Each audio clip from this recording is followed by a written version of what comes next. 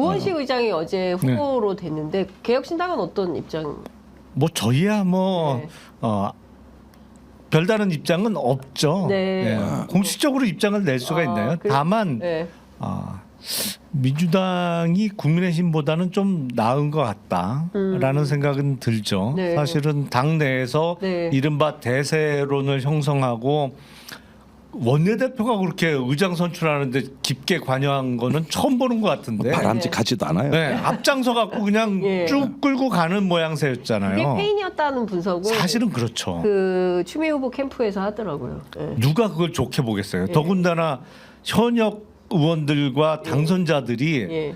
아니 원내대표는 이제 갓 3선을 당선된 네, 사람이고 그리고 원내대표의 역할하고는 전혀 상관도 없는 일이잖아요. 이 네. 의장 후보 선출하고는. 네. 근데 작년 3월에 국민의힘 전당대회 때는 대세를 몰고 가니까 그쪽으로 그냥 끌려갔어요. 대부분. 네. 끌려가갖고 원하던 당대표를 그야말로 만들어냈잖아요. 어마어마한 지지율 격차 있던 후보를 그냥 만들어냈는데 네. 여기는 대세론이 거의 된 줄 알았더니 네. 외부에서 보기에도 저 정도로 강하게 드라이브를 걸면 추미애 후보가 되겠네. 네. 라고 생각했는데 결과는 의외의 결과가 나오는 거로 봐서 예. 더불어민주당은 그래도 조금 희망이 있다. 이른바 경직성에 있어서는 네. 아직 유연성을 유지하고 있구나라는 생각이 들더라고요. 네. 어떻게 보셨어요? 네, 최초의 사자 대결을 뭐 두 후보를 낙마하고 사퇴시키지 말고 놔뒀더라면 그렇죠. 그러면 추미애 당선자가 됐을 거예요. 공교롭게도 추미애 후보로 만들려고 네. 두 명을 사퇴시킨 그 표가 예. 실제 추미애 당선인한테 간 게 아니에요. 네. 이게 우원식 당선의 비결이라고 저는 보거든요. 그러니까 거기에 이제 김영남 의원님 잘 설명하신 대로 네. 박찬대 원내대표가 그런 걸 할 때 다선 의원들은 그러면은 낙마시킨 그 표를 우원식한테 이렇게 밀어주는 쪽으로 작동이 돼버린 것이죠. 그리고 사실은 이런 부분들은 제가 보기에는 아주 나쁜 선례를 남긴 거기 때문에 이후에는 좀 이런 식의 어떤 당원들이 또 나서가지고 이 국회의장에 대해서 이건 의원들의 자율적인 영역이거든요. 네. 그래서 이런 부분들도 예. 당내에서 당원이 직접 영향력을 행사하는 게 민주적 절차에 맞느냐? 그러려면 직접 민주주의 하지 뭐하러 대의 정치합니까? 대의 정치라는 거는 하나의 어떤 그 자율적 영역을 인정해 주자는 뜻이거든요. 네. 그래서 이런 부분이 당내 분란으로 또 이어지는 부분들이 분명히 존재하기 때문에 지금까지 강성당원 위주의 이런 어떤 그 당무 운영이라는 게 바람직한지 네. 이것도 성찰해야 돼요. 지금 초선 당선자들한테 문자 폭탄이 어제 어마어마하게 왔대요? 왔어요. 예, 정신을 못 차리더라고요. 왜 그렇게 많이? 당신 누구 찍었는지 밝혀라 이거지. 진짜. 그래서 이런 부분들은 예. 좀 있고 이제 그 당내 이런 높은 에너지, 추미애 지지 이런 어떤 높은 에너지도 네. 어떤 식으로 앞으로 절차가 작동되고 네. 수렴돼야 되는지 예. 이 당내 의사 결정도 한번 생각을 해봐야 돼요. 예. 근데 제가 경험한 우원식 의원은 19대 때 같이 환노위에서 있었거든요. 네. 그때 이제 저는 여당이고 우원식 의원은 야당 의원이었습니다만 제가 경험한 우원식 의원님은 충분히 강성이세요. 근데 왜들 걱정을 하는지 모르겠어. 내 경험은 충분히 강성이야. 내가 보기엔. 우원식은 강성이야. 거기서 어떻게 더 강해? 네. 근데 정청래 최고위원이 그 당원들이 실망하고 분노했다라고 입장을 밝혔는데요. 관련해서 우원식 의장이 화가 났습니다. 아주 부적절한 갈라치기다라고 발끈을 했다는 보도가 나와 있는데요. 오늘 당선되고 가장 먼저 찾은 곳은 시청 앞에 있는 12구 이태원 참사 희생자 합동 분향소를 찾아서 가장 먼저 참배를 하고 있습니다. 이러면 안 될 것 같은데, 그죠? 지금은 범야권이 192석이 단결해서 윤석열 정부의 전횡을 막아야 되는 거 아닙니까?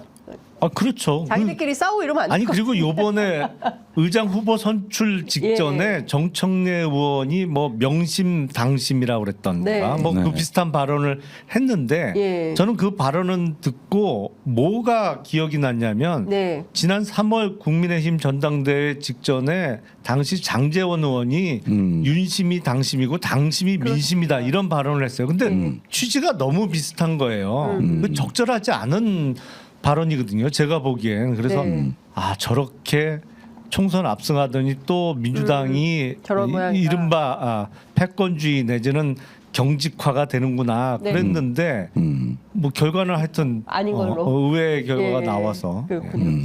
하여간 그렇습니다. 지금 뭐 한 5분 정도 남았는데요. 제가 끝으로 이건 좀 꼭 여쭤봐야 될 것 같아요. 지금 가장 중요한 것은 이제 검찰 인사 이후에 12초의 침묵으로 잠시 조용 모드, 음소거 모드로 들어간 이원석 총장이 반격을 하면서 검찰 내부에 어떤 반발이 있을 거냐, 그러면서 용산과 갈등을 할 거냐, 아니면 임기 3년 남은 대통령이기 때문에 그냥 김주현 민정수석의 눈치를 보면서 그냥 순응하는 체제로 갈 거냐. 전직 검사 출신인 어떻게 보세요? 근데 이제 이른바 검찰 내에서 반발이 세게 나오거나 네. 아니면 들이받는 것도 예. 일종의 에너지가 상당히 축적이 돼 있어야 가능하거든요. 제가 보기엔 지금 상태는 그 정도 에너지는 없는 거 아닌가라는 좀 생각이 들어요. 아, 그러니까 대가 많이 약해졌어요. 그러니까 검찰이. 좋게 얘기하면 상당히 순화됐어요. 순화가 많이 되어 있는 거 아닌가라는 예. 생각이 좀 들어요. 어떻게 보세요? 예, 저도 뭐 그럴 거라고 생각은 되는데 네. 문제는 용산이 가진 의심병. 의심병. 뭔가 제대로 우리가 통제하고 있을까? 제대로 충성하고 있을까? 변심하는 거 아닐까? 그래서 자꾸 불필요한 그 단속과 관리. 또 어쩌면은 필요 이상의 그 인사 조치. 사실 어제 있었던 만찬도 그런 것 같은데요. 예, 예. 그러니까 이런 부분들이 보면은 이 정권이 굉장히 외롭고 고립되어 있는 처지에서 벌어지는 일들이라는 건 일단 우리가 참고할 필요가 있겠다. 네. 그런 생각이 들고요. 그 검찰하고 공수처 거기에다 지금 경찰까지 이렇게 어우러지는 기관 세력을 잘못해서 쫄딱 망한 정권이 박근혜 정부입니다. 그때 그 검찰은 최동욱 검찰총장 찍어내기가 있었죠. 네. 기무사는 이재수 기무사령관이 정윤회 문건 여파로 임기 남겨놓고 몰락했죠. 네.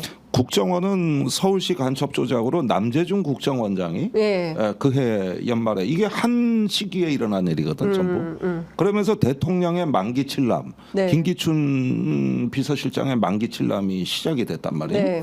그러니까 자꾸 권한이 위로 오다 가분수 권력이 되다가 2년 후에 이제 그러는데 이게 사실 기관에 이렇게 어떤 기관 세력들 소위 말하는 기관 세력들에 대해 가지고 뭔가 자꾸 이게 필요 이상의 통제 관리 이런 것들이 자꾸 들어간다는 것은 굉장히 정권이 불안하다는 얘기고 네. 이게 제대로 관리되고 장악되지 않으면은 그 피해가 곧 나한테 온다고 하는 불안감의 표출이 아닌가 이런 생각이 드니까 민정수석 신설로부터 이어진 일련의 과정이 심상치 않게 보이는 거. 네. 제가 예상을 해보면 네. 정면으로 들이받는 거는 가능성이 좀 낮을지 몰라도 네.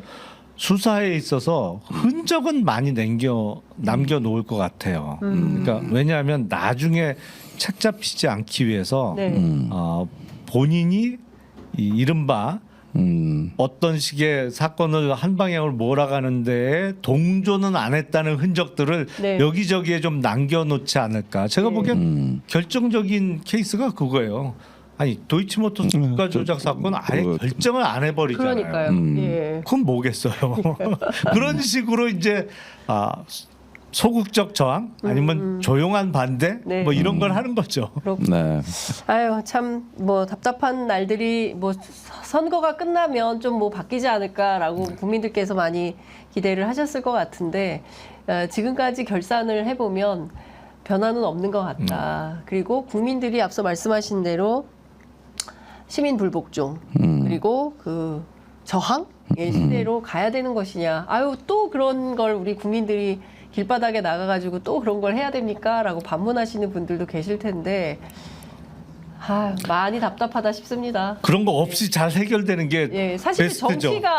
정치가 사실은 그런 역할을 해야 됩니다. 예, 정치 그러라고 다 그렇죠. 국회의원들 뽑아들이고 하는 건데 실제로 정치가 그 역할을 안 해서 또 국민들이 뭔가를 해야 된다고 한다면 국민들은 너무 피곤하다, 먹고 살기도 힘든데 이런 것까지 우리가 해야 되나라는 생각이 좀 듭니다. 웬만하면 정치권 안에서 좀 해결을 해주시기를 당부드리면서 오늘 방송은 여기서 마무리하도록 하겠습니다. 자, 뭐 더 하시고 싶으신 얘기 있으세요? 그 제가 지난주에 가장 큰 충격을 받은 일은 네. 오픈 AI의 챗GPT 4.5의 출시입니다. 지금 우리가 그동안 몰랐던. 생각하지 못했던 전혀 가보지 않은 새로운 세계가 열리고 있어요. 그 저기 테스트 버전에서 그 진행자가 굉장히 그 심호흡을 크게 하면서 너도 호흡해봐 그랬는데 알아듣나 그랬는데 자기도 호흡하는 목소리를 하면서 뭐라고 반문하는지 아십니까? 몰라요. 숨을 그렇게 크게 들이쉬는 당신은 꼭 진공청소기 같다. 이게 오픈 AI 답변이에요. 그러니까 완전히 매료되고 푹 빠져요. 그러니까 지금 저기 그런 게 수십 번이 나옵니다. 거기에 그게 이제 무료 버전이 오픈됐습니다. 지금 이런 세상이에요. 그러니까 네, 참. 그 농담이 상대방한테 진공청소기 같다고 해도 상대방이 즐거워한 것까지 계산한 거야. 세상에. 비하가 아니라고. 예. 이러다가 이제 우리 이렇게 촌스럽게 나와 침 튀기며 유튜브 할 날 그렇게 오래 남지 않았습니다. 이제 이런 촌스러운 방식에 다 안 나오시고 지금 이제 또 세상이 어떤 세상인지 AI가 다 지금 하는 대체 하나요? AI가 하는 평론 어떻게 될까? 그러니까 야, 큰일이네. 정신 바싹 차려야 돼요. 정신 바짝 차리고 AI에게 일자리를 뺏기지 않기 위해서. 근데 AI가 하면은 김종대 의원님한테 가끔 듣는 재밌는 비속어가 안 나올 것 같은데. 근데 더 재밌더라니까. 아, 그래요? 그것도 학습을 하나요? 진공청소 저기요. 그 저기 더 센 충청도 그 말투에 사람들이 적응 못하는 이유 중에 하나가 이거 그 한국 음성학회지에 등재된 논문에 나오는 거예요. 안녕하세요 하면은 전국 평균 같이 안녕하세요 하는데 걸리는 시간이 0.26초입니다. 이게 인간의 평균입니다. 그런데 이번에 오픈 AI가 0.32초입니다.